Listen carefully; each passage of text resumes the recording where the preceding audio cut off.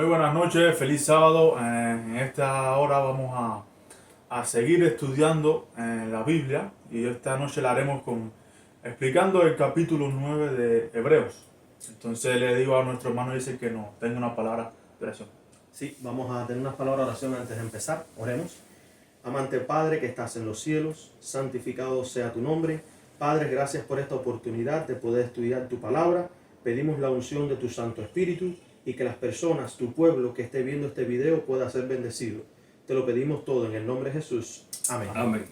Papá, como había dicho, vamos hoy a estudiar Hebreos 9, que veo que tienes ahí el estudio preparado. Una hermana nos había hecho la pregunta sobre si Cristo había entrado en el lugar santo o en el lugar santísimo cuando aparece en el capítulo 9 del libro de Hebreos, versículo 12, que es un versículo muy problemático, ya que vemos que hay, o aparentemente hay cierta contradicción. Por eso lo vamos a analizar hoy. Antes de empezar, me gustaría decir que este estudio es importante. El estudio del santuario es esencial para el mensaje de los adventistas del séptimo día, ya que es uno de los baluartes, una de las columnas principales de nuestra fe. Y hay algo interesante. En el apéndice del libro de Primeros Escritos, ¿verdad? El pastor Cecilio, nuestro abuelo, tu suegro, nos envió esto y él nos pidió que leyéramos esto y que habláramos de este tema, ya que es muy importante. Dice: si después del gran chasco en 1844 los adventistas hubiesen aferrado a su fe y unidos hubiesen avanzado por la puerta que les abría la providencia de Dios, recibiendo el mensaje del tercer ángel y proclamándolo al mundo con el poder del Espíritu Santo, habrían visto la salvación de Dios. El Señor habría obrado poderosamente con los esfuerzos de ellos, la obra se habría terminado y Cristo ya habría venido para recibir a su pueblo y llevarlo a su recompensa. Wow. O sea, queriendo decir que el mensaje de los tres ángeles, este mensaje del santuario que lo vamos a leer y también vamos a hablar un poco sobre el fin de la profecía de los 2300 días que está unido con Hebreos 9, es de suma importancia. Y porque hubo un rechazo a mucho que tiene que ver con este tema, fue que Cristo no pudo venir. Entonces, tenemos que prestar atención a lo que vamos a estudiar hoy. Sí. Mucha atención. Es de suma importancia y para nuestra salvación, de verdad que sí. Así que, danos la introducción al estudio y empecemos con la palabra de Dios. De hecho, vamos a ver cómo este estudio tiene que ver con ese mensaje que mi hijo acaba de leer. El tema de Hebreos capítulo 9, si ustedes se dan cuenta, Hebreo tiene varias cosas donde muchos pastores o muy poca gente no les gusta tocar. Y esta hermana agradecemos que nos haya escrito, no sabemos si en realidad, déjame ir porque esa es la que voy a usar ahora en un momento, no sabemos si en realidad es una duda que ella posee o si ella habla a favor de alguien que posee esta duda. De hecho, si usted busca en YouTube va a encontrar que hay muchos videos en contra de los adventistas del séptimo día y demostrando, supuestamente quieren demostrar que enseñamos alguna herejía, y una de ellas es la que se encuentra en el capítulo 9 de Hebreos. ¿Por qué? Porque ellos alegan que según la Biblia, Cristo entró directamente cuando resucitó al lugar santísimo.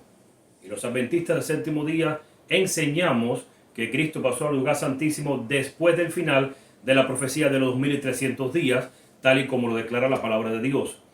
Ahora, vamos a entrar entonces de lleno a este capítulo 9 de Hebreos, así que les invito a agarren sus Biblias. Hoy, si pueden y tienen varias versiones de Biblia, sáquenla porque les va a hacer falta para que puedan corroborar algunas cosas que vamos a ver.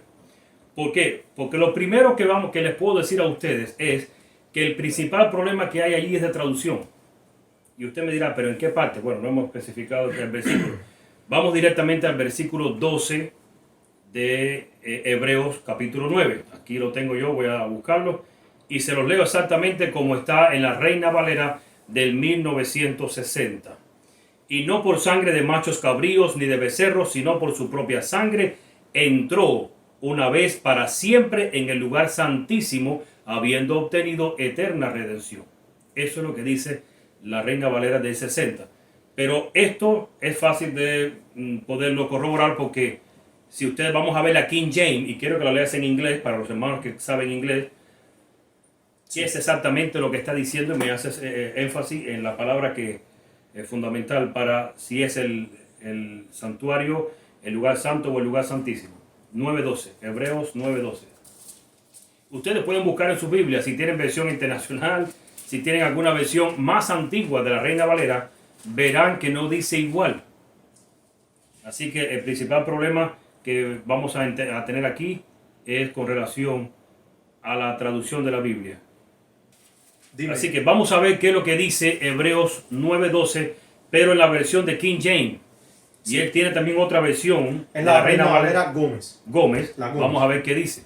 La King James primero, voy a leer en inglés, dice: Neither by blood of goats and calves, but by his own blood he entered in once into the holy place, having obtained eternal redemption for us. Dice the holy place, o El lugar santo. Lugar santo. ¿Cómo sería en inglés? El lugar santísimo. El lugar santísimo sería the most holy place. Así que la King James, que cuando usted busca el original, está bien aceptado, bien apegado al original, declara que Cristo entró al lugar santo. Ahora, van a haber versiones en la Biblia, no sé cuál será la que usted tenga. Me gustaría decir que antes que digas esto, esta versión Reina Valera Gómez no va de acuerdo a la King James, que es una de las pocas veces que he visto esto, porque sí hay en algunas ocasiones donde pasa, porque esta dice: su propia sangre entró una sola vez en el lugar santísimo, habiendo obtenido para nosotros eterna redención. La otra Gómez que yo tengo sí dice lugar santo ahí, pero en el otro versículo dice santísimo. Dice santísimo. Okay. O sea, ustedes van a notar, hay un problema de traducción. Así que en el original dice en el lugar santo. Ahora bien, el problema está en lo siguiente. Podríamos decir así y pasar al siguiente tópico. Bueno, si me permites, en las versiones ESV, en inglés, NASB, y la versión ASV, todas dicen entró una sola vez en el lugar santo. O sea, the holy place. Que no contradicen la King James. Y son normalmente las Biblias de estudios que usan las personas que hablan inglés, como yo personalmente, para estudiar, incluyendo la John's Little Translation, ¿verdad? Que me llama la atención que la nueva versión internacional sí lo tiene como la Reina Valera. Correcto. Y esa versión sabemos qué cosa es católica. Completamente. Sin embargo, le leo para ustedes de la versión de la Reina Valera de 1909. Y también está por ahí la versión de 1602, de la de 1580 o la Biblia del Oso. Eran más o menos las versiones que usaban los pioneros adventistas. Esas versiones no estaban tan afectadas con el asunto de traducción como las que tenemos hoy en día. ¿Y cómo dice esta versión? 1909, Reina Valera, versículo 12: y no por sangre de machos cabríos ni de becerros, mas por su propia sangre entró una sola vez en el santuario, habiendo obtenido eterna redención. Así que es un asunto de traducción. En realidad la palabra que vaya es santuario. Y yo me atrevo a decirles algo a ustedes directamente. Este asunto del cambio de lugar de santuario a lugar santísimo, esto fue preparado por el enemigo para contraatacar la doctrina que él sabía que iba a salir después de los 2300 días, que es la doctrina del juicio, que de hecho vamos a tocar sobre ese tema. Ahora bien, la pregunta es, o sea, antes de pasar a la pregunta les voy a decir algo. Aquí se repite el mismo asunto que con otros textos. No podemos agarrar un texto de la Biblia para hacer una doctrina de él. O sea, si yo fuera a agarrar el texto de Hebreos 9:12, es porque tendría apoyo en el resto de las Escrituras. Pero vamos a ver que no hay apoyo en el resto de las Escrituras. Por lo tanto, no puedo agarrar un texto que no tenga apoyo. Es como el texto de mata y come. Y volvemos a lo mismo de nuevo. No puedo agarrar un texto de mata y come para decir se puede comer de todo. En la Biblia ya no hay restricción. ¿Por qué? Porque Dios dijo mata y come. No podemos hacer de un texto una doctrina. Ahora bien, ¿cómo era el santuario o cómo estaba dividido el santuario? Y esto es algo que ya de paso que vamos a entrar en esto, vamos a ir explicando sobre el santuario porque es parte de nuestra doctrina. De hecho, ¿qué es lo que vamos a estudiar hoy? Tuvimos que cambiarlo. Íbamos a estudiar los cambios que se hicieron en las doctrinas adventistas de las originales a las que tenemos hoy en día, que no son las que Dios instituyó. Y por alguna razón el Señor ha puesto este tema. Estuvimos conversando, mi hijo y yo, antes de comenzar este estudio, y estuvimos divagando en el asunto de si presentar lo que teníamos planificado o presentar este asunto. Casi el día entero. Entonces nos dimos cuenta que por alguna razón Dios nos dio señal de hacerlo, y ahora voy entendiendo las cosas. Creo que antes de entrar al asunto de Leroy tenemos que entrar a asuntos doctrinales, que de hecho es a través de él. Pero bueno, explicando el santuario, porque esto es parte de nosotros, la doctrina adventista. Y cuando digo la doctrina adventista no es porque nosotros la inventamos, es la doctrina bíblica. Así que, ¿en cuántas partes se divide el santuario? Estaba dividido en 4 partes. Y fíjese que normalmente la gente piensa en 3. Sí. En el atrio, en el lugar santo, el lugar santísimo, pero son 4. Porque el campamento Era parte. era parte. Cristo tenía que vivir su vida, su justicia en el campamento. El manto de justicia que dice Ellen White que él tejió, sus obras, fue en el campamento. Luego tenía que entrar como sumo sacerdote al atrio a ofrecer su sacrificio. Luego tenía que resucitar a través de la fuente se me olvida el nombre. Del lavacro. Del lavacro, ese era el nombre que estaba buscando. Por el bautismo. Que ahí representa la resurrección. Y luego de resucitar tenía que entrar al lugar santo para luego entrar al lugar santísimo. Así que estamos hablando de 4 partes que se divide el santuario. Cuando estudiemos el tema de la justificación por la fe, primero usted acepta el sacrificio de Cristo. Luego tú participas simbólicamente del sacrificio de Cristo. Y de hecho, cuando estudiemos ese tema, tenemos que aprender por qué nos bautizamos. Así que el atrio está con el altar de sacrificio, en la fuente del lavacro, que representa el sacrificio y la resurrección de Cristo con nosotros. Ahora, en el lugar santo, la mesa de los panes. O sea, ¿dónde se encontraba la mesa de los panes? ¿En qué lado del lugar santo? Al norte. En el norte, importante eso. Porque el trono de Dios. Porque una de las cosas de las personas que enseñan sobre Hebreos 9:12 es que Cristo tuvo que ir al lugar santísimo, supuestamente porque ahí está su trono. Pero tenemos que estudiar el libro de Ezequiel para darnos cuenta que el trono de Dios tiene que ruedas. Y se mueve. Y el trono de Dios en el lugar santo está aquí, en la mesa. Por eso la mesa de los panes que se encontraba al norte, la cual representa el trono de Dios, el trono que el Padre comparte con su Hijo. Por eso tiene 2 coronas. Y de hecho, déjame ver si lo puse aquí. No sé si lo puse. Cuando ustedes se ponen a leer en Éxodo, la mesa tiene la corona y a una cuarta más pequeña tiene otra corona, que es la corona del Hijo, la que representa. Y ambos representan al Padre y al Hijo. ¿Por qué? Cristo dijo, Moisés nos dio el pan del cielo, mi Padre os da el verdadero pan del cielo. Y la gente le dijeron, danos ese pan. Y él dijo, yo soy el pan del cielo. En esta mesa también están las 2 hileras de panes, ¿verdad? 6 que representan al Padre y 6 que representan al Hijo. Tengo 2 preguntas para los que nos están viendo. Si existiera una Trinidad, ¿verdad? Donde hay 3 en 1 y son 3 coiguales, coeternales, coexistentes, tendría que haber otra hilera de pan. O sea, tendría que estar representando otra hilera de pan. Otra hilera de pan y otra corona. ¿Y qué problema sería? Y otro trono. Sí. Pero no lo hay. O sea, entonces, en este mensaje del santuario no se enseña una Trinidad, sino que se enseña al Padre y al Hijo. De hecho, si hubiera otra hilera de pan representando a otro Dios, en este caso, como le llaman, el Dios Espíritu Santo, tendría que ser 6, 6, 6. Tendríamos un problema ahí. Ese es el número del hombre. Ese es el número del hombre, no es el número de Dios. O sea, hay más cosas. Otra preguntita. En algunos de nuestros sermones nosotros hemos mencionado el aquilón.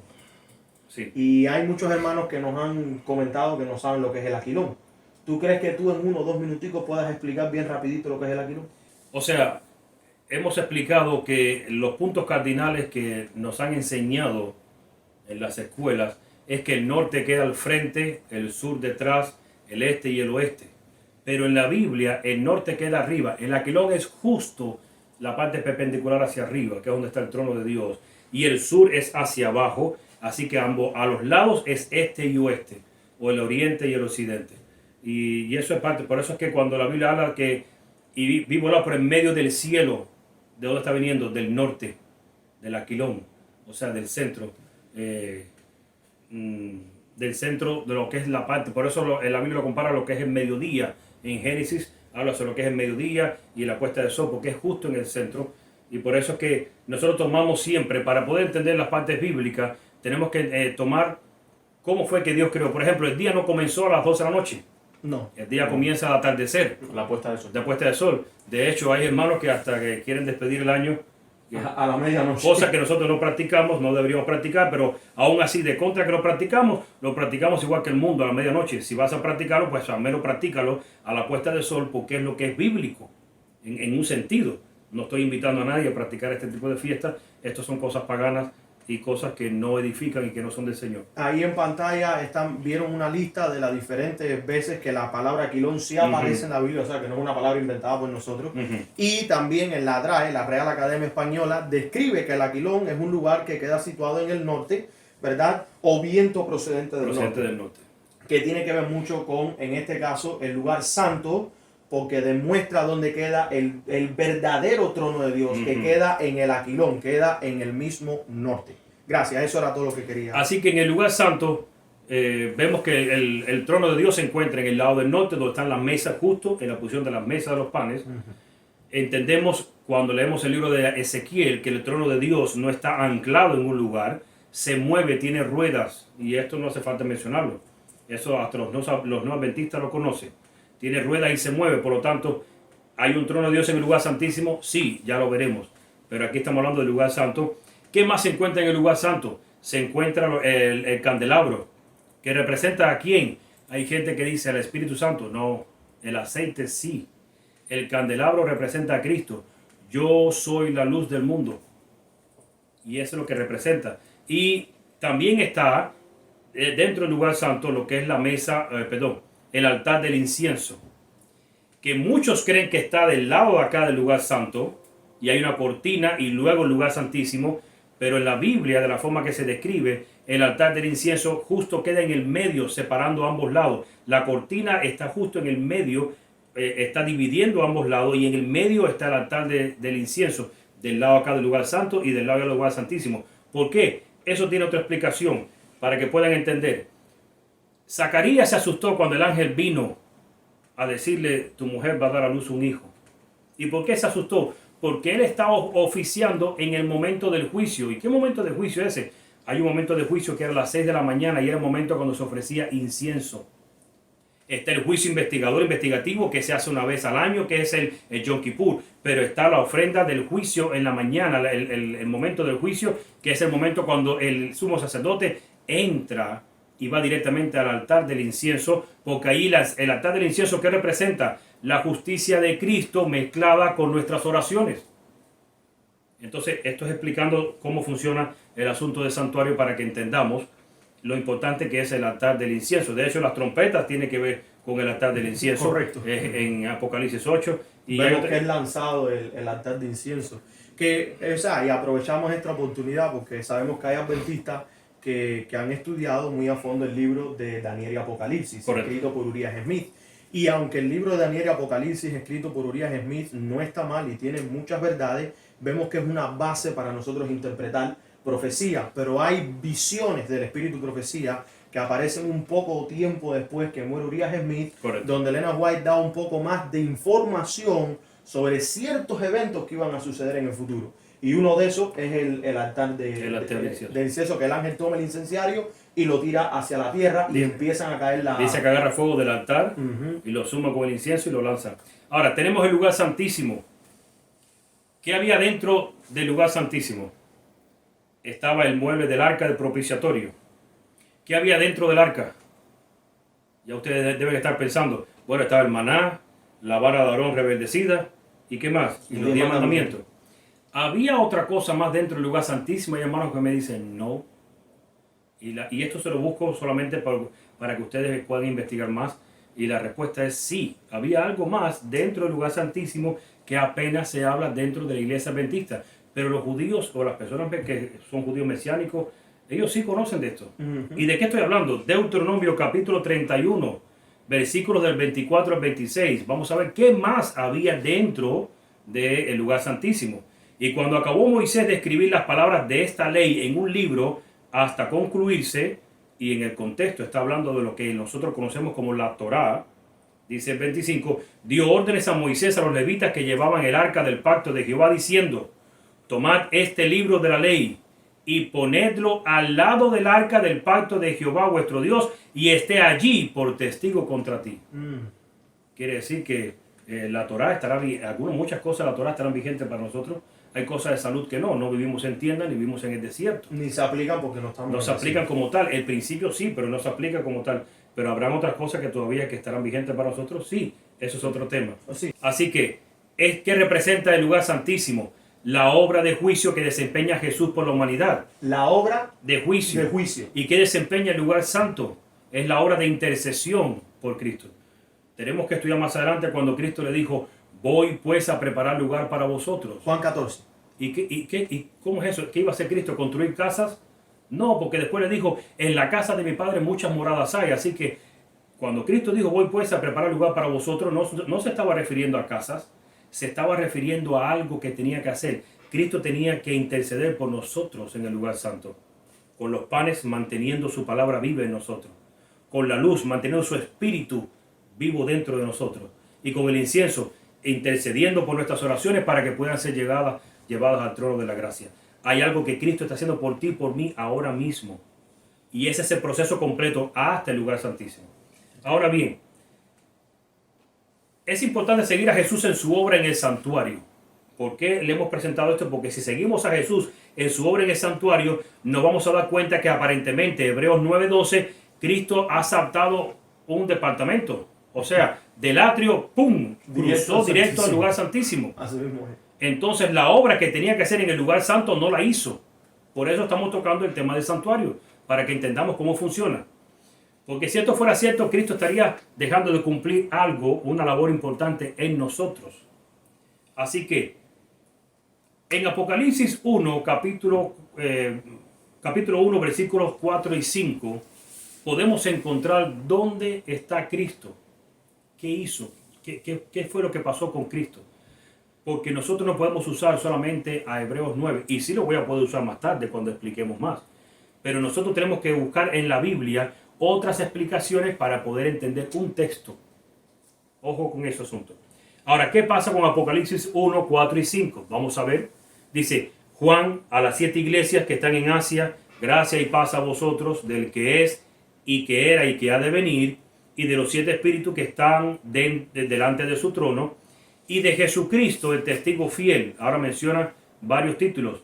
El primogénito de los muertos, el soberano de los reyes de la tierra, al que nos amó y nos lavó de nuestros pecados con su sangre. ¿En qué tiempo está eso? Nos amó en pasado. Y dice, y nos lavó en pasado. O sea que ya hay una obra, una acción de Cristo que está en pasado. Cristo nos amó en la cruz y nos lavó con su sangre. Ahora, ¿qué más sabemos sobre Cristo cuando Él resucitó? ¿A dónde fue? Apocalipsis capítulo 1, versículos del 10 al 13. Y ojo que estoy usando la Biblia nada más. Después usaremos el espíritu de profecía, no porque no sea tan importante. Para nosotros es tan importante el espíritu de profecía como la palabra de Dios. Ahora, ¿qué pasa con Apocalipsis 1, ahora versículos del 10 al 13? Yo estaba en el espíritu en el día del Señor, y oí detrás de mí una gran voz como de trompeta, que decía, yo soy el alfa y el omega, el primero y el último. Escribe en un libro lo que ves y envíalo a las 7 iglesias que están en Asia: Éfeso, Esmirna, Pérgamo, Tiatira, Sardis, Filadelfia y Laodicea.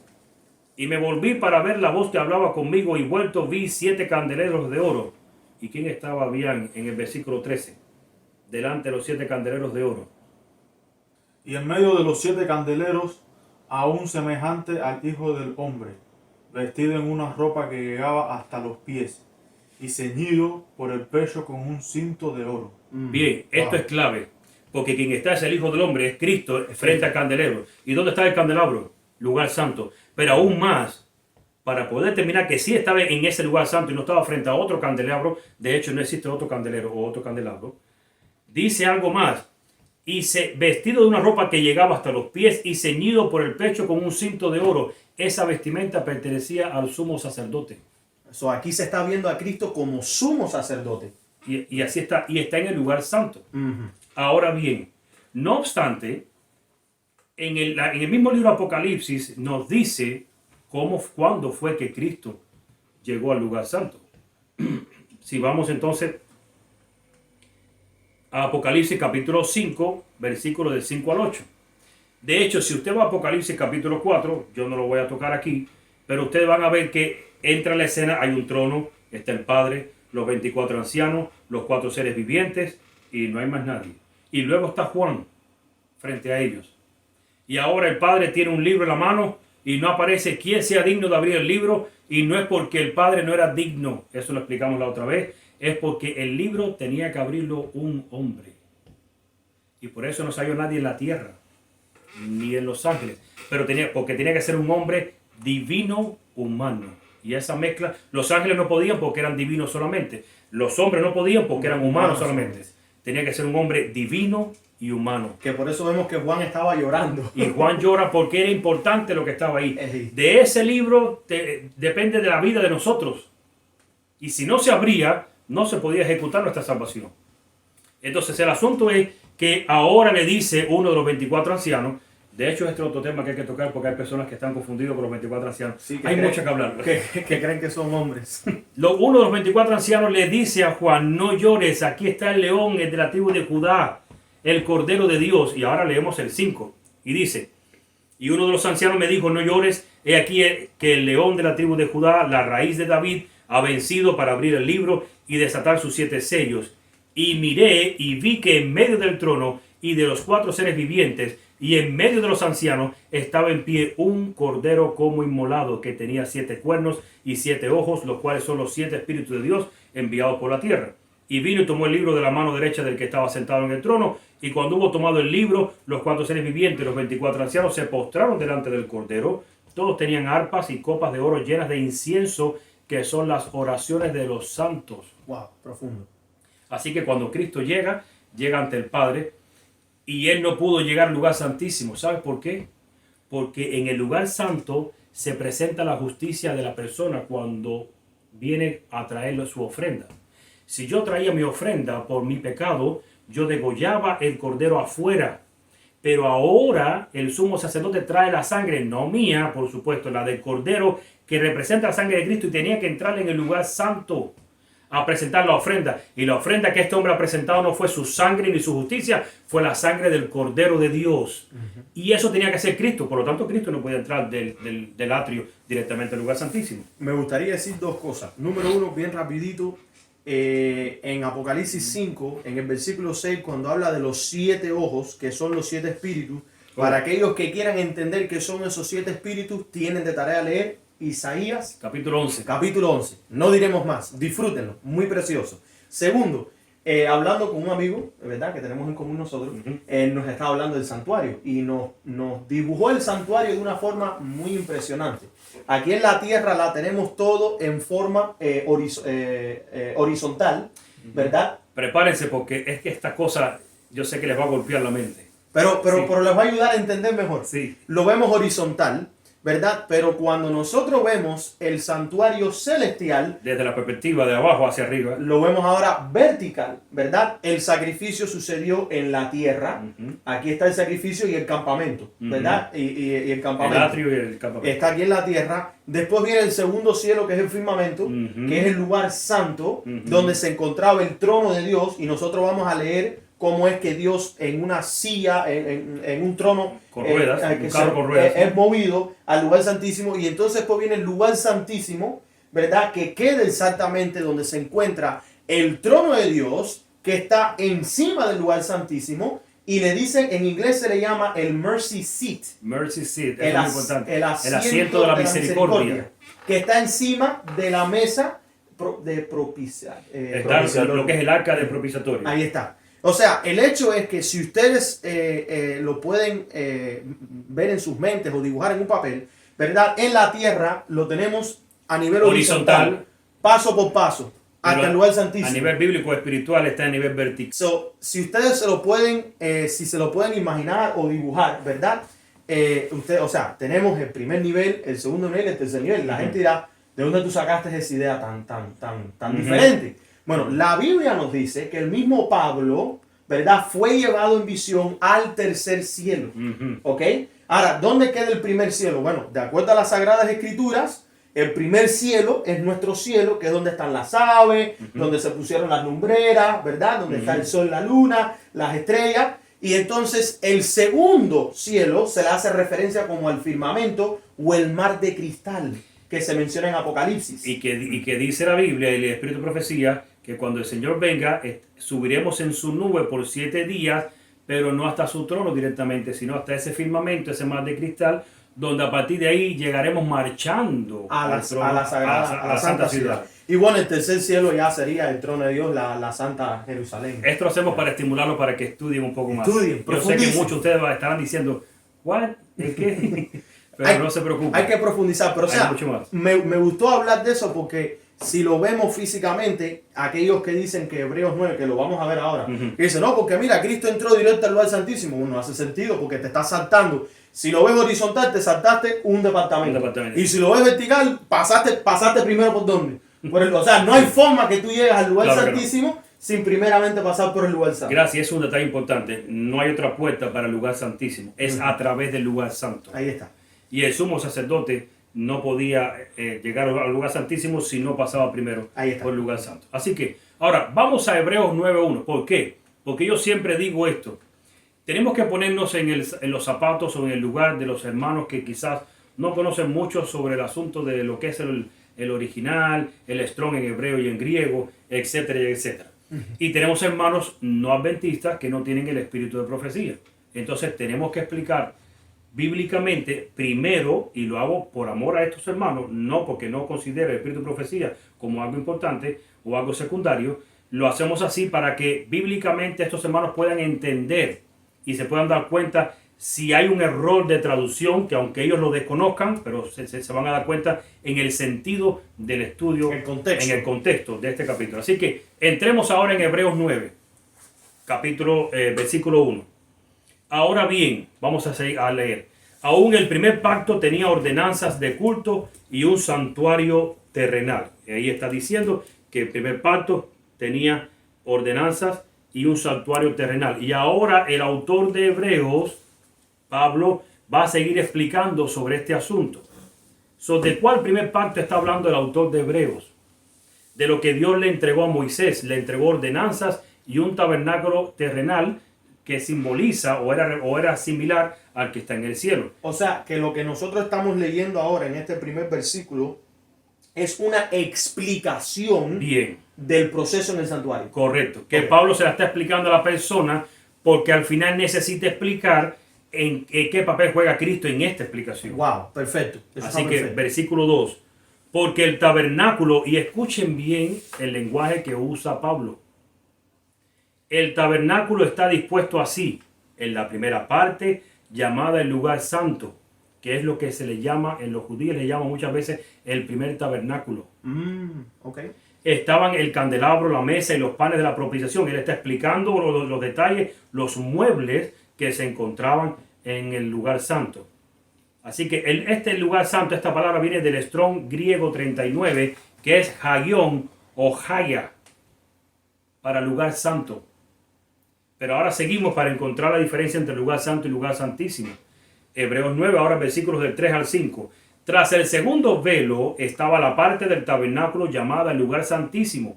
El mismo Strong 39, Hagión o Haya, pero ahora tiene una palabra que es ta. O sea, estaría diciendo Haya ta Haya. El Haya ta Haya o Hayón ta Hayón está hablando de lo que es el lugar santísimo. Y sigo leyendo el versículo 4. El cual tenía un incensario de oro y el arca del pacto cubierta de oro por todas partes, en la que estaba una urna de oro que contenía el maná, la vara de Aarón que reverdeció y las tablas del pacto. Y sobre ella los querubines de gloria. Y escuchen el detalle en el versículo 5. Sobre ella los querubines de gloria que cubrían el propiciatorio, de las cuales cosas no se puede ahora hablar en detalle. Wow, ahora no se puede hablar de... Pablo está diciendo que ahora del lugar santísimo o de ese detalle no se puede hablar. Este es el primer indicio que tenemos, que ese versículo 12, que es el versículo problemático, obviamente está sido sacado fuera de contexto. Es asunto de traducción, pero la gente lo saca fuera de contexto, correcto. Bueno, sigamos entonces. Versículos del 6 al 8. Y así dispuestas estas cosas en la primera parte del tabernáculo entran los sacerdotes continuamente para cumplir los oficios del culto. ¿Y cuáles son los oficios del culto? Hay que ofrecer la ofrenda que cada cual traía, y de hecho había una ofrenda diaria que se llevaba a cabo completamente, aparte de las ofrendas que traían las personas que venían a ofrendar. Versículo 7. Pero la segunda parte, solo el sumo sacerdote una vez al año, no sin sangre, no podía entrar sin sangre. ¿Por qué? Dice, la cual ofrece por sí mismo por los pecados de ignorancia del pueblo. Quiere decir que el sumo sacerdote entraba una vez al año, pero tenía que ofrecer sacrificio por él mismo primero. Y sacrificio por algo más que me llamó la atención. Por el pecado de ignorancia del pueblo. Wow. Siempre nos han enseñado que en el día de Yom Kippur los pecados del lugar santo se expiaban en ese día. No. Los pecados que estaban en el lugar santo, que ya se habían confesado que están ahí, simplemente se transportaban para la cabeza del cordero o del macho cabrío que era tomado por Azazel, o que era elegido por Azazel. Y entonces, ¿cuáles pecados se expiaban ese día en particular? Bueno, el sumo sacerdote tenía que expiar por él mismo, pero ahora por los pecados de ignorancia, pecados de omisión. O sea, por aquellos pecados que yo cometí, pero nunca pensé que había cometido, o no tenía ni idea del error que había cometido, y por lo tanto nunca traje ofrenda por él. Porque los otros que yo cometí sí están en el lugar santo, y hay que purificar el santuario, eso van a salir directo para afuera. Pero ese día había que purificarse el sacerdote y los pecados del pueblo por ignorancia. Y sigue diciendo, dando el Espíritu Santo a entender que esto, que aún no se había manifestado el camino al lugar santísimo, entre tanto que la primera parte del tabernáculo estuviese en pie. Ahora, ¿qué significa el versículo 8? Vamos a verlo en la respuesta en el 9 y el 10. Sigue diciendo, lo cual es símbolo para el tiempo presente, según el cual se presentan ofrendas y sacrificios que no pueden hacer perfecto en cuanto a la conciencia al que practique ese culto. En esos símbolos no hallamos la perfección, porque la perfección es en Cristo. Esos símbolos nos dirigen, nos apuntan, nos señalan al original, pero en sí mismos no pueden hacer nada, ya que consiste solo de comidas y bebidas de diversas abluciones y ordenanzas acerca de la carne impuesta hasta el tiempo de reformar las cosas. Quiere decir que el viejo pacto es el pacto de Moisés. ¿Y qué cosa es? Esto no es un pacto viejo como tal, sino es un pacto que iba a ser, o sea, no me refiero a un pacto viejo que iba a ser desechado como tal, sino que era un pacto basado en símbolos.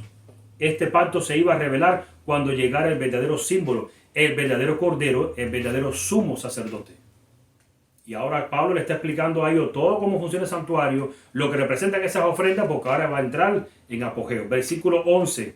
Pero estando ya presente Cristo, sumo sacerdote de los bienes venideros, o sea, de lo que viene ahora, de lo que le sigue en el futuro, por el más amplio y más perfecto tabernáculo, no hecho de manos, es decir, no de esta creación. Ahora Cristo es sumo sacerdote y está en el lugar, en el verdadero tabernáculo, no en uno hecho de mano. De hecho, ¿cuándo fue que Cristo se convirtió en sumo sacerdote? ¿Alguien pudiera decirme? ¿Alguien tiene alguna idea? Aquí en la tierra, ¿cuándo fue exactamente que Cristo se hizo sumo sacerdote? Right before he died. O sea, ahí antes de morir. En el momento que Caifás rajó sus vestiduras, queriendo hacer un acto muy escandaloso para que los demás votaran a favor de él y votaran por la crucifixión de Cristo, automáticamente Cristo ya era sumo sacerdote, pero ahora quedó descalificado Caifás y ahora Cristo pasaba a ser sumo sacerdote de su propio sacrificio. Y fíjate si esto es un detalle importante, que Cristo tenía que oficiar su propio sacrificio. Pero tenía por en medio a Anás y Caifás, había un problema. Y era necesario que ellos quedaran descalificados. Descalificados. Hay una aclaración. El problema es que él vino muy pequeño y el español de él está muy malo, por eso ustedes ven que a veces dice algunos disparates en español. El inglés predomina más en su lenguaje que el español. O sea, eso lo aclaro para que los hermanos piensen. Queda descalificado, ¿verdad? Y entonces Cristo tiene que ahora Cristo puede oficiar su propio sacrificio en el momento cuando Anás y Caifás rajó. Si usted investiga en el Antiguo Testamento se va a dar cuenta, y todavía le da risa a él, se va a dar cuenta en el Antiguo Testamento que en el pectoral del sumo sacerdote le cosían inclusive detrás una tela extra porque ni por accidente se podía romper ese vestido porque automáticamente quedaba descalificado. De hecho, cuando Saúl rompió la vestidura, rasgó el vestido de la parte de abajo de Samuel, cuando lo aló y le estaba pidiendo que se quedara, le rasgó la vestidura. Samuel lo miró y le dijo, así como tú has rasgado, porque no fui yo, así has sido rasgado Cristo, tú has sido desechado por Dios y tu reino. Wow. Así que bueno, entonces ahora entramos en el versículo polémico, versículos 12 al 14. Y no por sangre de machos cabríos ni de becerros, sino por su propia sangre, entró una vez para siempre en el santuario. Esa es la palabra que lleva allí. Usted, si quiere su Biblia, puede pasar una línea y abajo escríbale con un bolígrafo, santuario, habiendo obtenido eterna redención. ¿Y por qué ese santuario? Lo vas a entender. Porque si la sangre de los toros y de los machos cabríos y la ceniza de la becerra rociadas a los inmundos santifican para la purificación de la carne, cuanto más la sangre de Cristo, el cual mediante el Espíritu Eterno se ofreció a sí mismo sin mancha a Dios, limpiará vuestras conciencias de obras muertas para que sirváis al Dios vivo. Ahora seguimos leyendo 9 del 15 al 22. Así que por eso es mediador de un nuevo pacto. ¿Por qué un nuevo pacto? No es algo, y el nuevo pacto no es distinto al otro. Es que la sangre de un cordero no me limpia de pecado. Tenía que ser sangre divina. Tenía que ser la sangre de Cristo. Wow. De un hombre divino, del Cordero de Dios.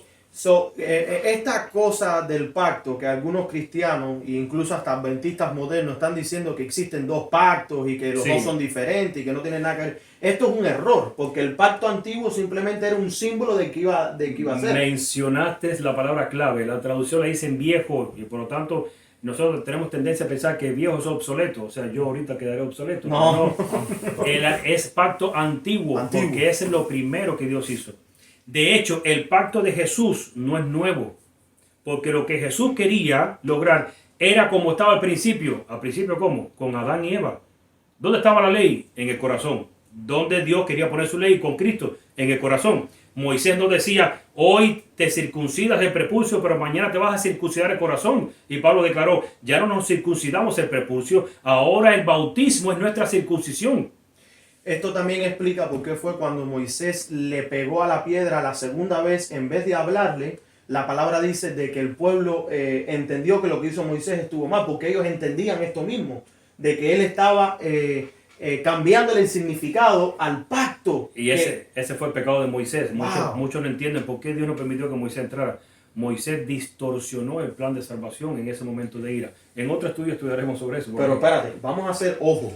¿Qué fue lo que tú acabaste de decir? ¿El pecado de Moisés fue qué cosa? Distorsionó. Distorsionar el plan de salvación. El plan de salvación. Mis queridos, si distorsionamos nosotros el plan de la salvación en estos días... Es que ese es el pecado de la Odisea, que distorsiona el plan de salvación.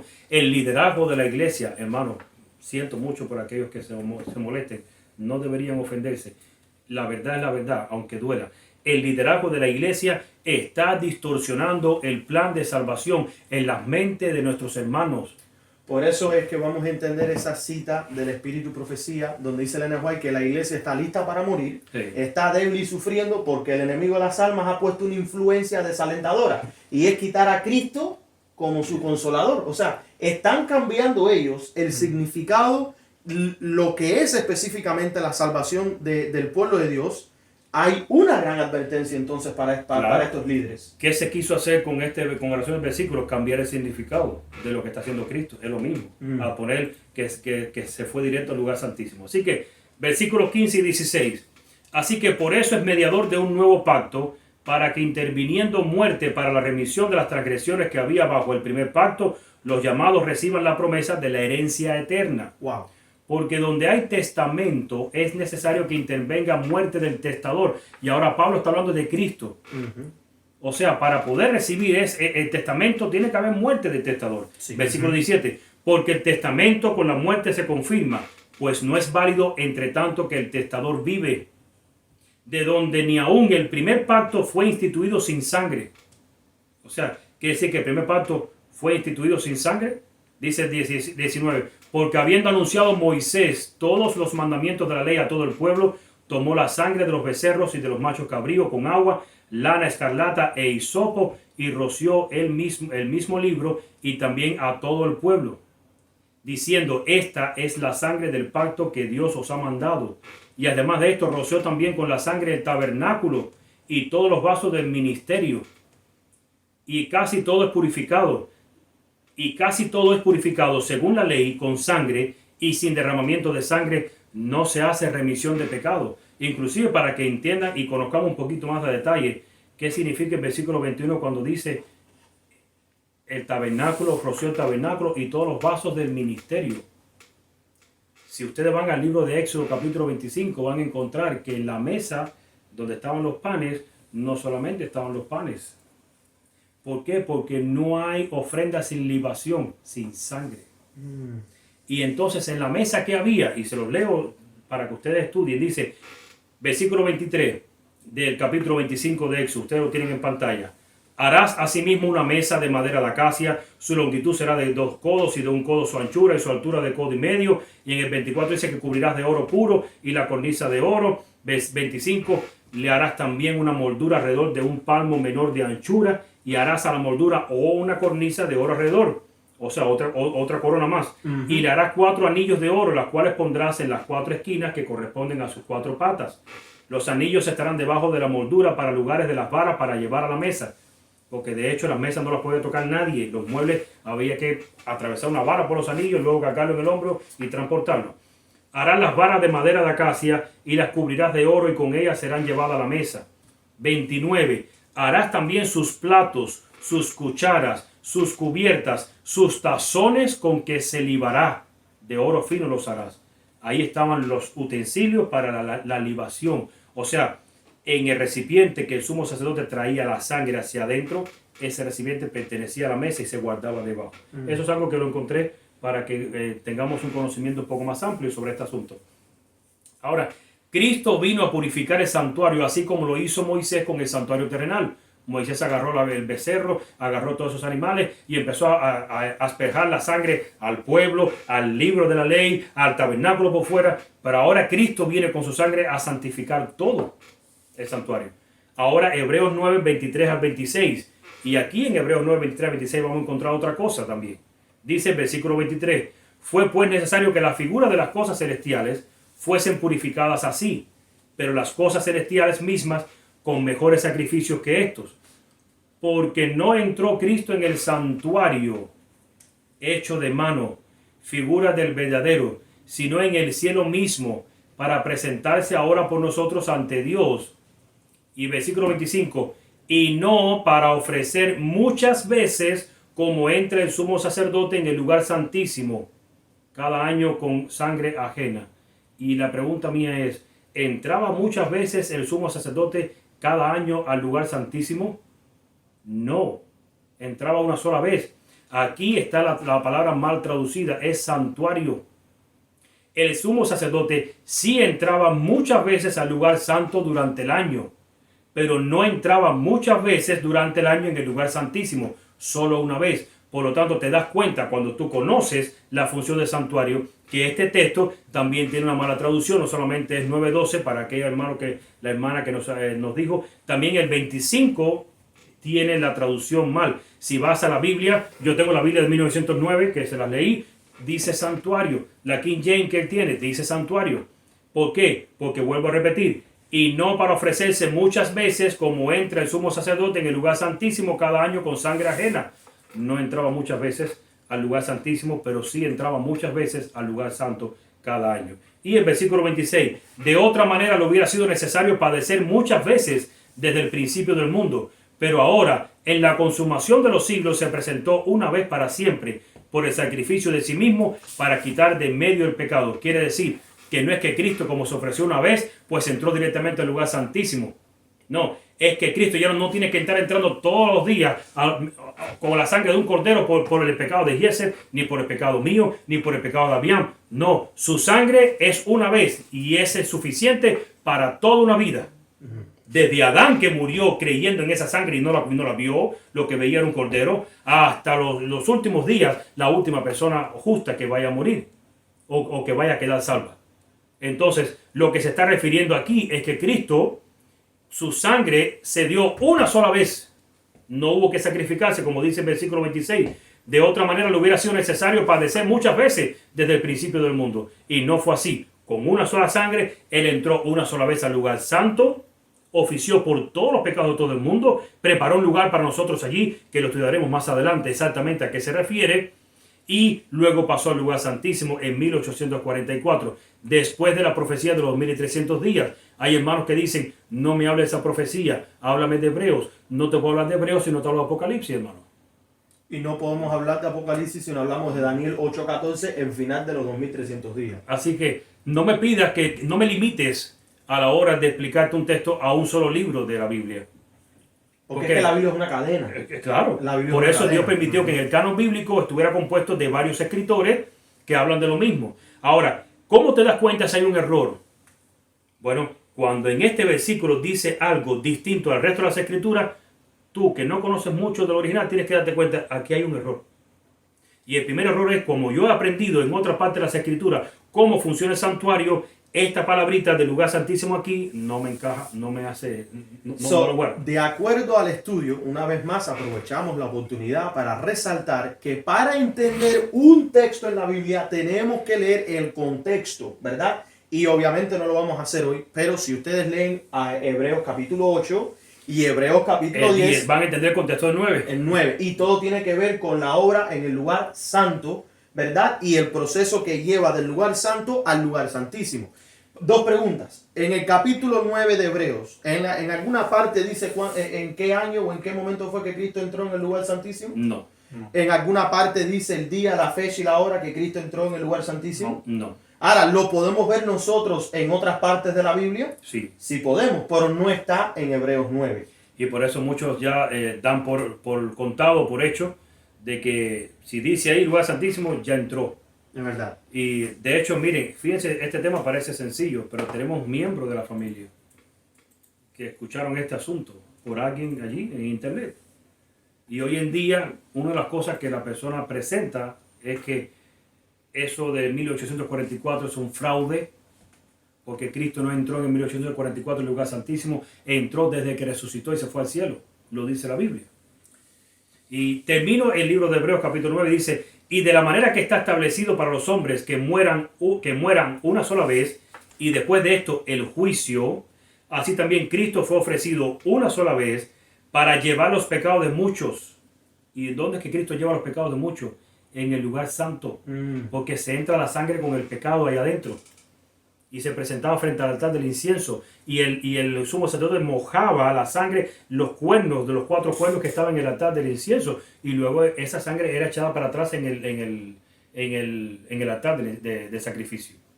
Entonces, así también Cristo fue ofrecido una sola vez para llevar los pecados de muchos, y aparecerá por segunda vez, sin relación con el pecado, para salvar a los que esperan. Así que hasta aquí, con relación a lo que es el capítulo 9 de Hebreos, si tú lo estudias detenidamente, te vas a dar cuenta que está hablando del sacrificio de Cristo, que es el verdadero sacrificio. Ya no son más ese cordero, no es más ese becerro que se usaba, que la ofrenda que había que usar a diario por ti ahora es una sola, y que la función de él como sumo sacerdote, su ministerio en el santuario celestial. Hay un orden en la Biblia, y ese orden no se sale. Ahora, todo esto tiene que ver con la primera lectura que se tuvo al principio. Todo esto tiene que ver con distorsionar el plan de salvación, con distorsionar la figura de Cristo, con distorsionar la figura del mensaje y de todas las cosas. Y con distorsionar el mensaje adventista. Porque en el mensaje adventista hay una verdad bíblica que las otras iglesias no tienen. Y hay cuando eso guarda relación. Así que creo que Avian nos iba a decir algo. Es una pregunta. ¿En dónde se menciona Hebreos 9:12 por Elena G. White? ¿Cuál es la respuesta a esta pregunta? Lo podemos encontrar en La Fe por la que Vivo, en la página 201, y también la podemos encontrar de Con Dios al Amanecer, página 240. Interesante. Son 2 devocionales, ¿no? Son 2 La fe por la devocionales. cual vivo. También en Patriarcas y Profetas, ojo, que aquí va a pasar algo interesante que quiero que la gente note. En Patriarcas y Profetas, página 357 a la 357, párrafo 3, al párrafo 5, empieza diciendo, después de su ascensión, nuestro Salvador iba a comenzar su obra como nuestro sumo sacerdote. Pablo dice, Cristo no entró en el lugar santísimo hecho de mano. Voy a hacer una pausa. Eso no lo dice en inglés, lo dice en el español. En el inglés dice into the holy places. Así es. Not the most holy places, pero los holy places. Estás hablando no del libro de la Biblia, sino del mismo escrito de Elena de White. De Patriarcas y Profetas en español. En español dice una cosa, hermanos, y en inglés dice otra.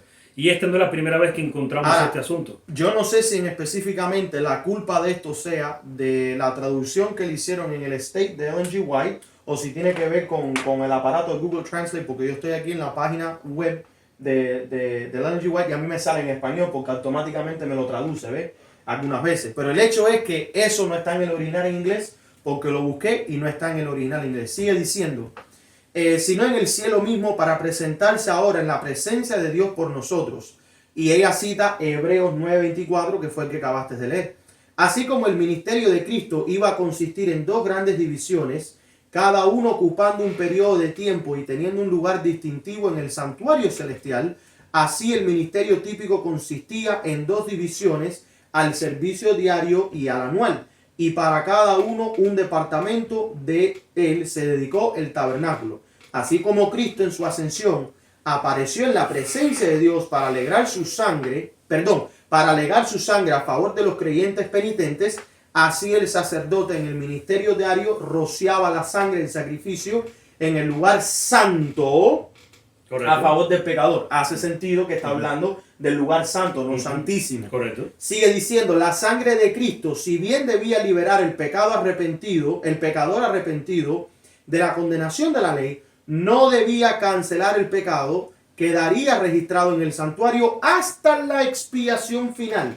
Así, en el tipo, la sangre de la ofrenda por el pecado quitaba el pecado del penitente, pero permanecía en el santuario hasta el día de la expiación. Correcto. O sea que aquí en Patriarcas y Profetas, donde ella cita Hebreos 9, página 357, correcto, okay, las varias veces está hablando en el contexto del lugar santo, no del lugar santísimo, como lo hemos visto desgraciadamente en la traducción de la Reina Valera 1960. Ahora, me habías mencionado que hay eruditos que han estudiado este tema, y ellos mencionaron que estas traducciones se hicieron para hacerle un ataque directamente a las doctrinas adventistas. Sí, o sea, sabemos que Satanás ha usado esto para un ataque. ¿Por qué? Porque esto afectó tiempo después a la doctrina adventista. O sea, muchos dicen la doctrina adventista es una doctrina falsa, o Elena de White es una profeta falsa debido al asunto de 1844. Me llama la atención que aquí en el lado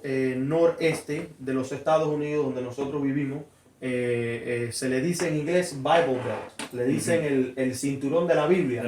Y me llama la atención que los cristianos bautistas, pentecostales, presbiterianos y de otras denominaciones que están y metodistas no usan la nueva versión internacional. ¿Sí? Ellos solamente usan la versión King James, ¿verdad? No obstante, en nuestras iglesias adventistas sí usamos las versiones que usan es la De hecho, ¿Tú estuviste en una iglesia? Sí, de hecho nos han obligado a leer esa versión. Sí. Él estuvo en una iglesia donde un día le dijeron, hermano, para que tenga la lectura bíblica, pero si su Biblia no es la nueva versión internacional, léalo de este entonces. No queremos de la suya. Y son cosas que, hermano, ustedes, eso me choca, me impacta. A mí me impactó mucho. ¿Cómo usted va a limitar inclusive aún la lectura bíblica a un lenguaje, a una traducción que sabemos que es católica completamente? O sea, tanto amamos. Y no estoy hablando de los hermanos católicos. Sí amamos a nuestros hermanos católicos. Nuestros hermanos católicos, siempre repetimos lo mismo. Hablamos del sistema católico, que es el sistema que ha engañado al mundo entero. Y tanto amor le reflejamos a ese sistema que hasta sus traducciones las tomamos por ejemplo. O sea, es lo único que usamos en nuestra vida. Si estamos usando la nueva versión internacional para leer estos textos, obviamente Hebreos 9 estaría contradiciendo lo que dice el Espíritu Profecía. Y si el Espíritu Profecía lo contradice la Biblia, tendríamos problemas inmensos. Y de hecho no solamente contradice el Espíritu Profecía, porque el problema no está en que contradice el Espíritu Profecía, contradice la Biblia también. Bueno, sí, en Daniel 8, 14. En Apocalipsis, en muchos lugares contradice, sí. En Ezequiel estarían contradiciendo la Biblia. Entonces no solamente el Espíritu de Profecía, no lo defendemos por ser para contradecir el Espíritu de Profecía, lo defendemos porque contradice el resto de las Escrituras. Me gustaría terminar... Sí. Me gustaría terminar hablando de primeros escritos Les envié el enlace para que ustedes también lo puedan leer. La visión del fin de los 2300 días, ya que tiene mucha información interesante. Vamos a empezar a leer en primeros escritos el fin de los 2300 días, ¿verdad? Aquí en la página web es el slide número 14, la página 14, no sé cómo se diría en este caso. Sí, ya sé cuál página 50.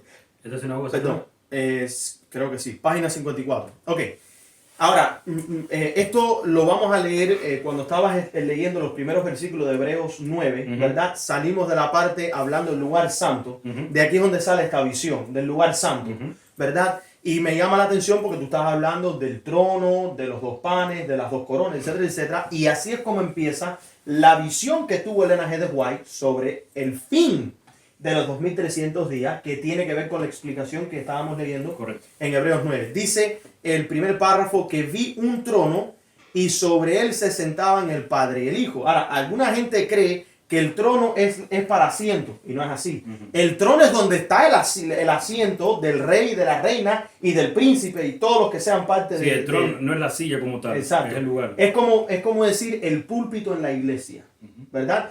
En este trono estaban sentados ¿quiénes? El Padre y el Hijo. Y el Hijo, dos. No se ve un tercero. ¿Ve? Me fijé en el rostro de Jesús y admiré su hermosa persona. No pude contemplar la persona del Padre, pues la cubría una nube de gloriosa luz. Pregunta, si los tres fueran coeternales, coexistentes, coiguales, ¿por qué se puede ver a Jesús y por qué al Padre no?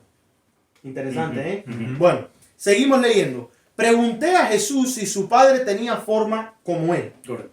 Dijo que la tenía, pero que yo no podía contemplarla porque dijo, si llegases a contemplar la gloria de su persona, dejarías de existir. Delante del trono vi al pueblo adventista, la iglesia y el mundo. Ojo con eso. Ahí la vamos. iglesia y el mundo. Estaba el pueblo adventista, la iglesia y el mundo. O sea, hace una denotación interesante.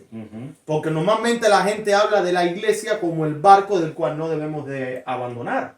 Pero aquí ella está hablando, delante del trono vio al pueblo adventista, la iglesia y el mundo. Y cuando ella habla de iglesia en el espíritu de profecía, no se refiere a otra iglesia de otra denominación. Correcto. Siempre se refiere a la iglesia adventista. ¿Por qué? Porque Elena de White habla, o sea, Dios habla a través de ella a la iglesia adventista. Entonces, correcto. Todo lo que es la iglesia es iglesia adventista. Y entonces el pueblo es el remanente. El pueblo adventista es el remanente. Vi dos compañías, la una postrada ante el trono profundamente interesada, la palabra importante, estaba interesada, mientras que la otra no manifestaba interés y permanecía de pie indiferente. Estaban unos de pie e indiferentes. Y otros postrados. Y otros estaban postrados e interesados. Los que estaban postrados delante del trono elevaban sus oraciones a Dios y miraban ¿a quién? A Jesús. ¡Wow! Aquí hay algo interesante. Cristo estaba predicando y le dice a los discípulos, váyanse adelante y yo me encontraré con ustedes. Ellos se montan en el barco y salen. Hay dos veces que Cristo aparece en el barco en la Biblia. Dos veces. Y fíjense que es importante esas dos veces, porque la primera vez Él aparece con los discípulos en el barco. Había una tormenta. Y Él se acuesta a dormir en el barco. Y sabes que no funcionó con Cristo metido en el barco tuyo. Porque vino la tormenta, igual no confiaron en Él, igual lo ignoraron, igual se desesperaron, inclusive hasta le reclamaron, ¿no ves que estamos pereciendo? Y es interesante que ellos teniendo a Cristo, en vez de ir a Cristo primero para que fuera el capitán del barco y les dijera qué hacer, ellos intentaron salvar el barco todo el tiempo a su forma. De hecho, despierten a Cristo para que colabore con el plan de ellos. Correcto, sí. Despiértate para que ayude, que estamos pereciendo. Tú no ves que estamos muriendo. Ayudar en el plan que tenemos. Y por eso es que en la segunda parte, Cristo dice, no funciona que yo esté en tu barco. Tú tienes que estar en el mío. Y vemos la lección.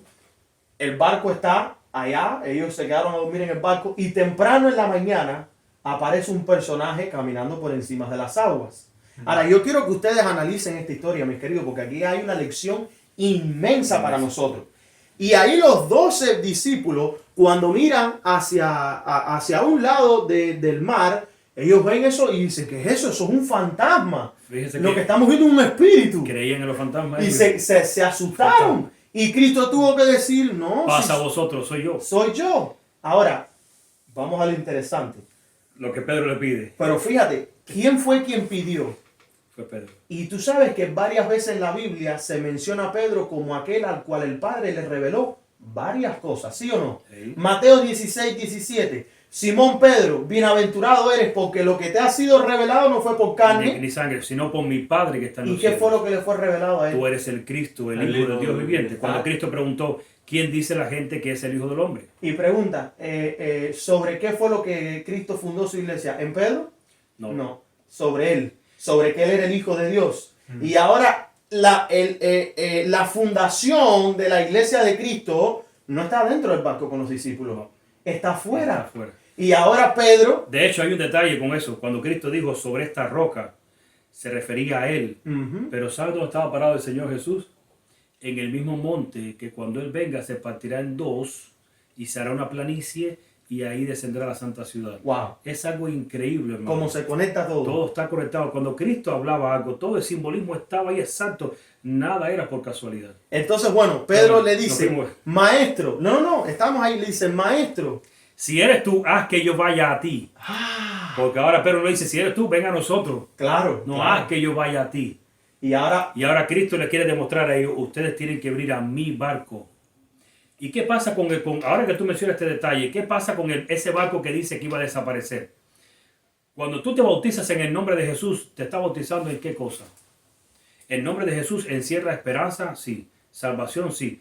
¿Pero encierra doctrina? ¿Encierra mandamiento? Sí.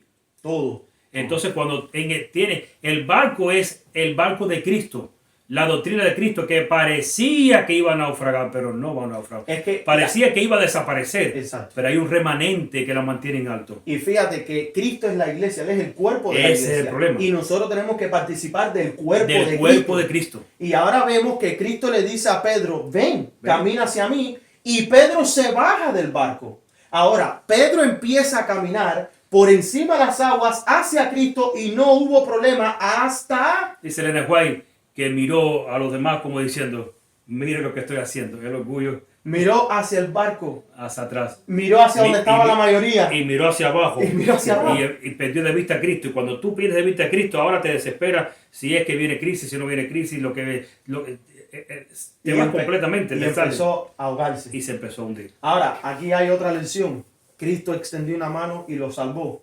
Pero hasta de ese momento que terminó la lección que Cristo le quería enseñar a sus discípulos, nunca quitéis la vista de ¿quién? De Cristo. ¿Cuál es una de las características de los 144,000? Que ellos siguen a la iglesia adventista por donde sea que vayan. Siguen al Cordero por donde quiera que van. O sea, siguen a la iglesia. Si la iglesia es Cristo, pues ellos siguen a la iglesia.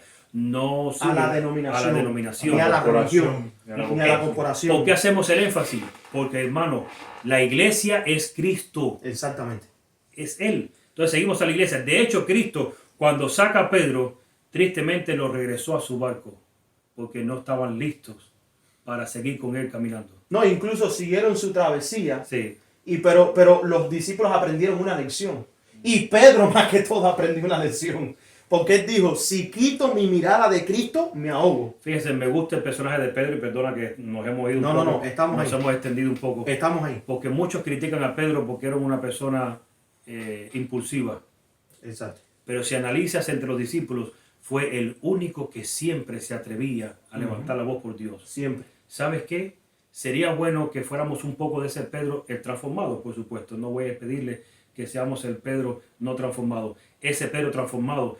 Pedro cuando se transformó siguió siendo el mismo. Lo único que es transformado. Pero siguió siendo vigoroso y siguió siguiendo al frente, dando siempre lo primero por la obra del Señor. Tenemos que aprender. Hay muchos que conocen de esto, pero no se atreven a hablarlo. Y yo quisiera que todos los hermanos que nos escriben a nosotros de alguna forma también levanten su voz. También seamos como Pedro, cuando Cristo pregunte, ¿quién dice la gente que eso? Yo sé quién eres tú, yo conozco tu palabra, yo conozco tu evangelio, yo conozco tu doctrina.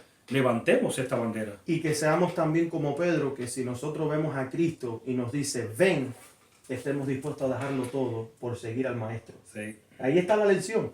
Por eso dice la profeta que los que estaban postrados delante del trono elevaban sus oraciones a Dios y miraban a Jesús, y entonces miraba él entonces a su Padre. O sea, ellos miraban a Jesús y Jesús miraba a ¿quién? Al Padre. A su Padre. y parecía interceder para con él. Correcto. Fíjate qué evento más precioso. Una luz se transmitía del Padre al Hijo y de éste a la compañía que oraba. Entonces vi que una luz excesivamente brillante, procedía del Padre hacia el Hijo. Primero va del Padre hacia el Hijo. Al Hijo. Y desde el Hijo ondeaba sobre el pueblo que estaba delante del trono. No dice la iglesia o el mundo. No, ahora dice el pueblo. El pueblo. No especifica la iglesia. Correcto. Pero pocos recibían, ¿qué cosa? Esta gran luz. Muchos salían debajo de ella y la resistían inmediatamente. Otros eran descuidados y no apreciaban la luz, y ésta se alejaba de ellos. Algunos la apreciaban y se acercaban para postrarse con la pequeña compañía que oraba. Esta recibía luz y se regocijaba en ella, y sus rostros brillaban con su gloria. Obviamente una referencia a los 144,000, donde ella dice más adelante que sus rostros serán expuestos a la gloria de Dios y van a brillar. Apocalipsis 14 habla del sellamiento que solamente ellos reciben. Hablamos de que solamente estos son los que siguen al Cordero, pero me llama la atención. Hermano, sigamos esta lectura porque ustedes van a ver al final qué vamos a encontrar. Así que sigamos esta lectura. Me llama la atención, papá, Abiam, que dice, pocos recibían esta gran luz, muchos se salían debajo de ella. Hay muchos que han empezado con el movimiento remanente, correcto, manteniendo la verdadera fe adventista, pero recientemente ha salido una gran luz que tiene que ver con el Padre y el Hijo, y hemos visto como muchas personas que han hecho, se han echado hacia un lado y han rechazado esta luz. Correcto. Dice que resistían inmediatamente y otros eran descuidados y no apreciaban, ¿qué cosa? La luz. Bueno, seguimos leyendo. Vi el Padre levantarse del trono y en un carro de llamas entró en el lugar santísimo al interior del velo y se sentó. Siempre primero se levanta el Padre. El primero que se mueve. Porque Él va a ocupar su trono para luego dar la bienvenida y la extensión a su Hijo. Y el Hijo hace lo mismo con nosotros. Por eso es nuestro Padre al mismo tiempo. Wow, interesante con lo que estábamos estudiando con Isaías 9:6. Entonces Jesús se levantó del trono y la mayoría de los que estaban prosternados se levantó con él. Sí. Pregunta, el hecho que seamos parte del remanente desde ahora y no estés de acuerdo con la musicán en la iglesia, con la comedera de lata y de comida y de carne, que no estés de acuerdo con la vestimenta, con los programas estos que hacen con los disfraces, las pantomimas. El hecho que tú estés en contra de todas estas cosas, eso es bueno, pero no lo es todo. No lo es completo. El hecho que tú estés viendo la apostasía en la iglesia y la reconozcas, eso es bueno, pero no lo es todo. Dice ella que la mayoría de los que estaban prosternados se levantó con él. ¿Con quién? Con Cristo. Cuando Jesús se levantó del trono, ¿verdad? Sigue diciendo, no vi ni un solo rayo de luz pasar de Jesús a la multitud e indiferente después que él se levantó. Qué tristeza. Y esa multitud fue dejada en perfectas tinieblas. Quiere decir que la multitud quedó en tinieblas. Ojo con este asunto. Quedó en tinieblas. ¿En qué lugar? En el lugar santo. En el lugar santo. Wow. Sí. Y ustedes se van a dar cuenta a medida que avancemos que las iglesias nominales se quedaron afuera en el atrio, porque ellos declaran con la muerte de Cristo ya no hay que hacer más nada. No hay que expiar pecado, no hay que hacer más nada. Sin embargo, la iglesia adventista sí entró, o sea, la iglesia entró al lugar santo, pero se quedó en el lugar santo. Quiere decir que hoy en día, vamos a ir leyendo a ver qué pasa entonces. ¿Cómo está la iglesia en Laodicense hoy? ¿En cuál posición está? Porque si está en el lugar santo, está con las doctrinas del lugar santo. Pero no posee la doctrina del juicio. Por eso vamos a ver que la iglesia adventista rechaza el juicio investigador. Hoy no predica sobre eso. Rechaza profecía. Hoy no predica de profecía. Porque en el lugar santo no hay profecía.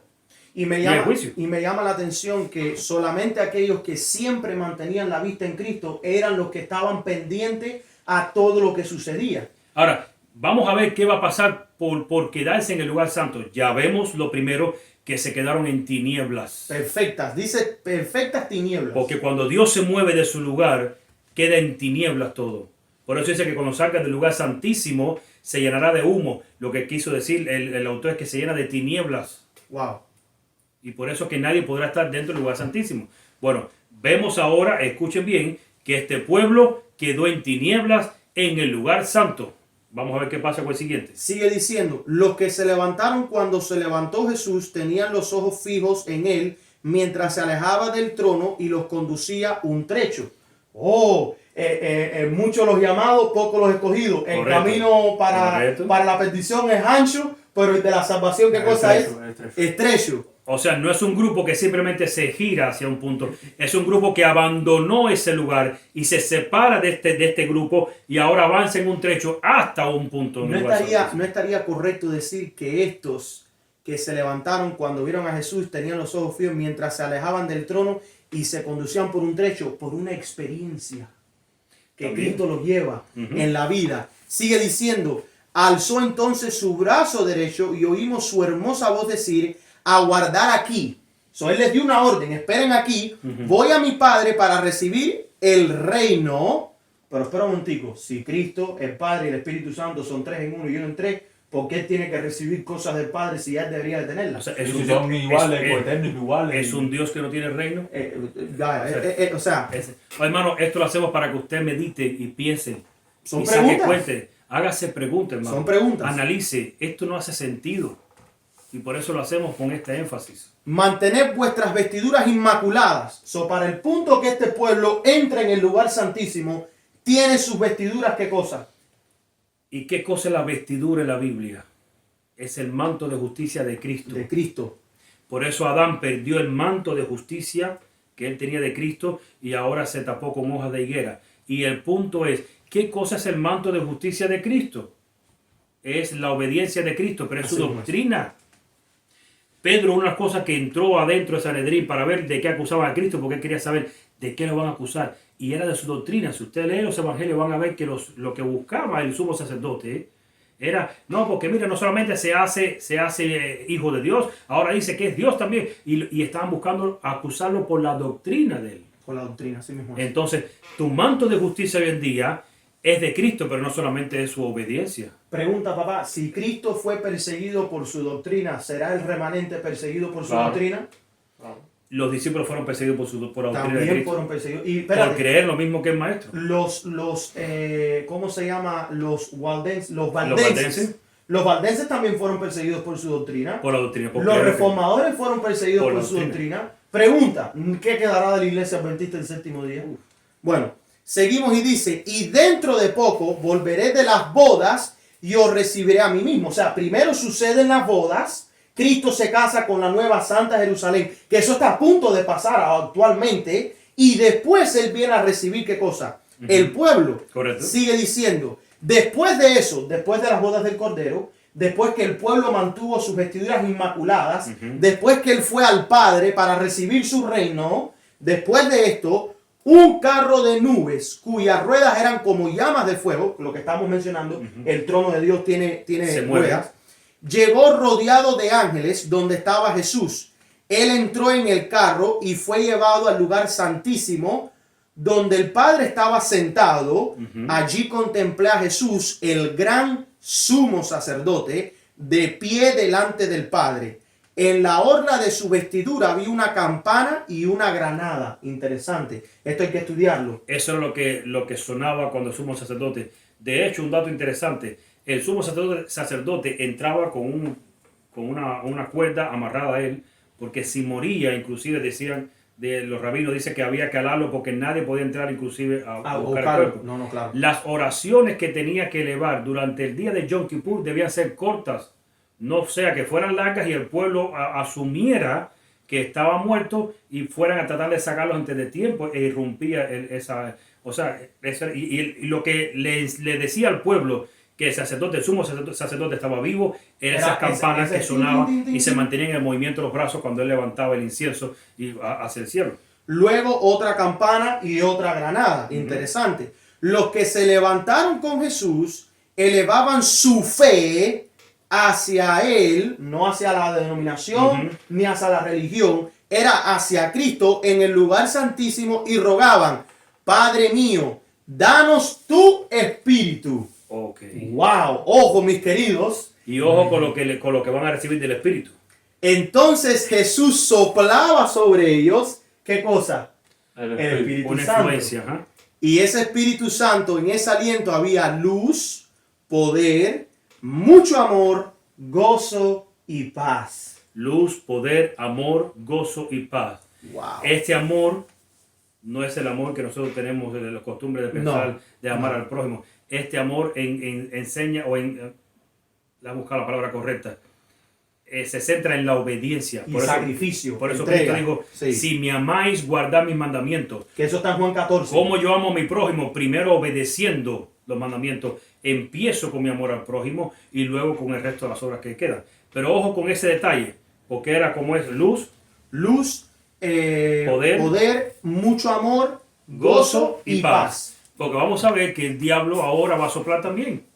Pero es Y va a dar el interesante, espíritu. apareció el Espíritu Santo en esta visión, pero Correcto. apareció como el Espíritu que ellos le estaban pidiendo a Dios y Cristo sopló sobre ellos el Espíritu Santo. Ujú. Interesante. Ahora, se dio media vuelta a la profeta de Dios para mirar la compañía que seguía postrada delante del trono. Ok, la compañía que quedó en el lugar santo, que ahora está en tinieblas completamente, no se puede ver ni las manos, quedó postrada frente al trono en el lugar santo. Que no estaba ni el Padre ni el Hijo. No está el trono allí, o sea, se quedó postrada frente al lugar donde estaba el trono, que ahora ellos no saben que ya no está, Correcto. porque se movió el Padre. Y no sabía que Jesús lo había ya, ¿qué cosa? Dejado. Entonces, Satanás parecía estar al lado del trono. Ojo, no está en el trono. No, Parecía estar porque al lado. la voz salía. Correcto. Bien. Procurando llevar delante la obra de ¿quién? De Dios. Fíjate tú. Ahora Satanás adopta una forma religiosa. Poder religioso. Y en las iglesias de hoy en día, el falso reavivamiento tiene que ver con que Satanás va a levantar un espíritu religioso. Así mismo es. Y la gente no entiende. O sea, quien está dirigiendo a estos hermanos, a estas personas, a este pueblo en el lugar santo, es nada más y nada menos que el enemigo de Dios. Así mismo es.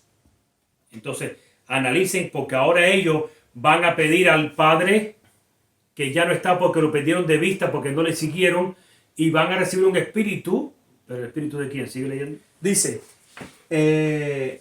Satanás parecía estar al lado del trono procurando llevar la obra de Dios. Vi la compañía alzar las miradas hacia el trono y orar. Padre, danos tu espíritu. Le oran a Satanás. No saben que es a Satanás. Correcto. Ellos creen que están orando al Padre, pero perdieron de vista al Padre porque nunca lo siguieron. Ni tampoco van a poder reconocer que es Satanás porque quedaron en perfectas tinieblas. Ese es el asunto. Y ahora dice que Satanás soplaba entonces sobre ella. Una influencia también Ahora, pero dice sobre ella. impía. Ella, la iglesia. Ella. ¿Ve? No, fíjate. No dice sobre Fíjate, el pueblo. Cristo sopló sobre el pueblo, El pueblo. ¿verdad? ¿Ve? Entonces sopló sobre ellos. ¿Quiénes son Sobre ellos? ellos, El pueblo. Pero en este caso, Satanás soplaba entonces sobre ella. Las palabras son importantes, mis queridos. Sí. Sobre ella. Una influencia impía. Impía. ¿Qué había en esta influencia Ahora, miren, en impía? esa influencia había luz, Había luz, había Poder, poder, pero nada de dulce amor, ni gozo, amor, ni paz. ni gozo, ni paz. No hay gozo de salvación, no hay paz, ni hay amor. Hay luz y poder. Ujú. Y eso es lo que está caracterizando aparentemente a la iglesia hoy en día. De hecho, la Odisea, ¿de qué se jacta? Yo tengo luz. Ujú. No tengo necesidad de nada.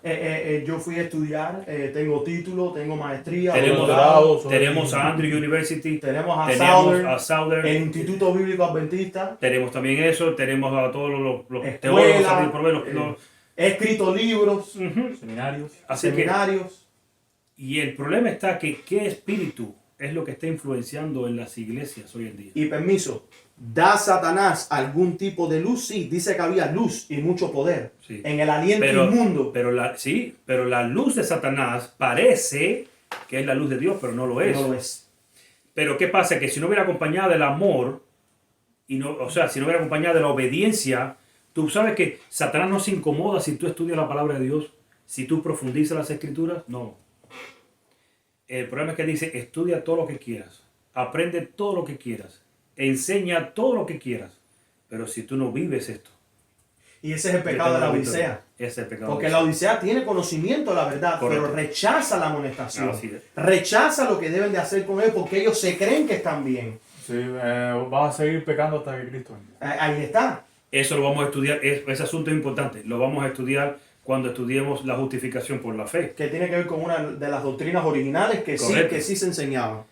Dice, para terminar, el objeto de Satanás era mantenerla, hablando de ella, De la iglesia engañada, arrastrarla hacia atrás, o sea, sacarlos ahora del lugar santo y seducir a los hijos de Dios.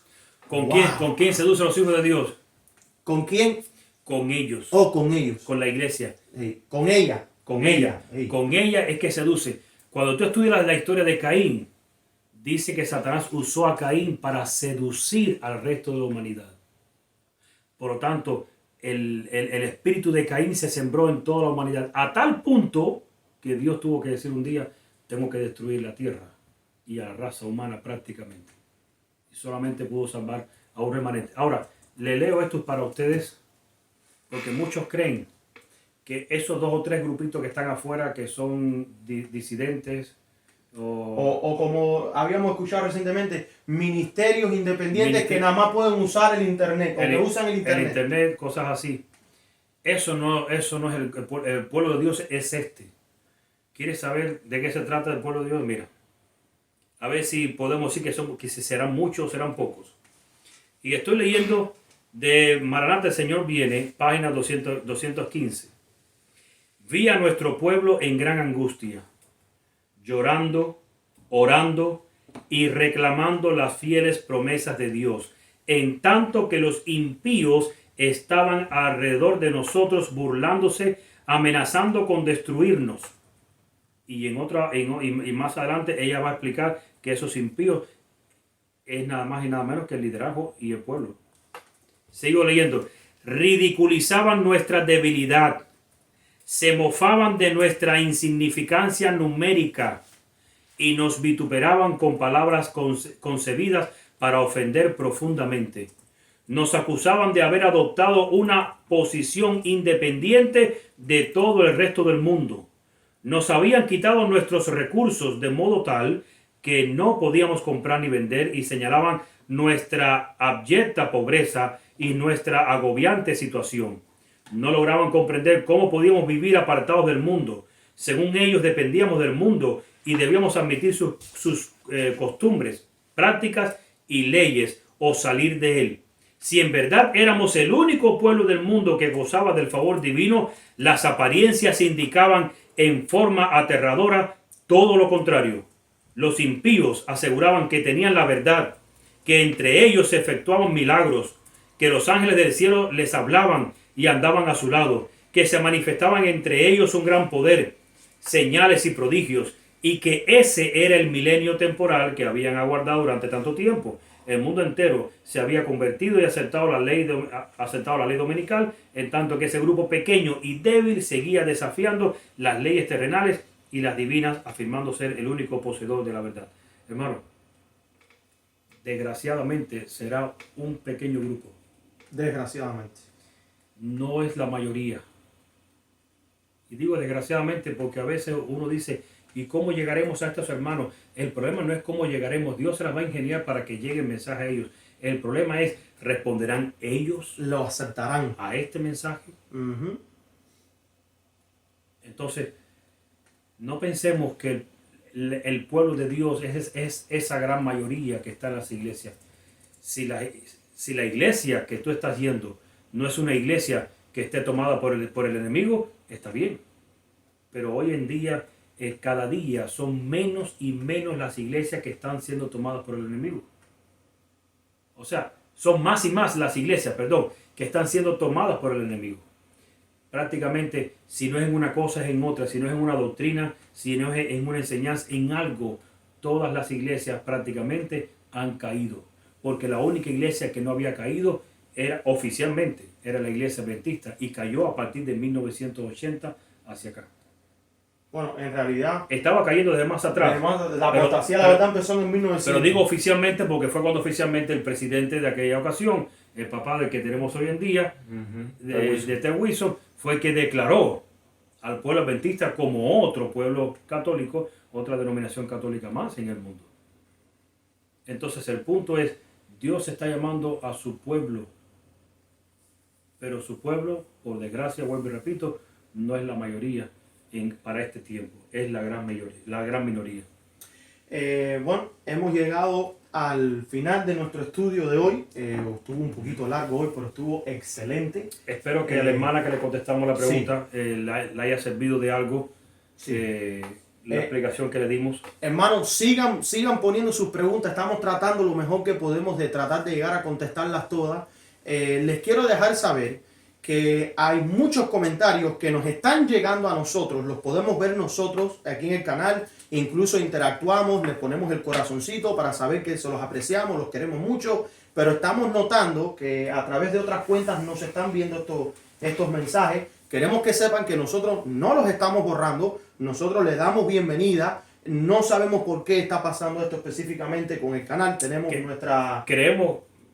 nuestra sospecha. Sí, creemos que, bueno, no lo vamos a decir, no sea que nos borren el canal. Sí, tenemos nuestra sospecha, pero bueno, el hecho es, comenten. No es de parte de nosotros. Correcto, comenten y compartan, que a nosotros nos gusta mucho, lo apreciamos mucho, estamos muy felices que esto para ustedes ha sido de gran bendición. Una pequeña corrección.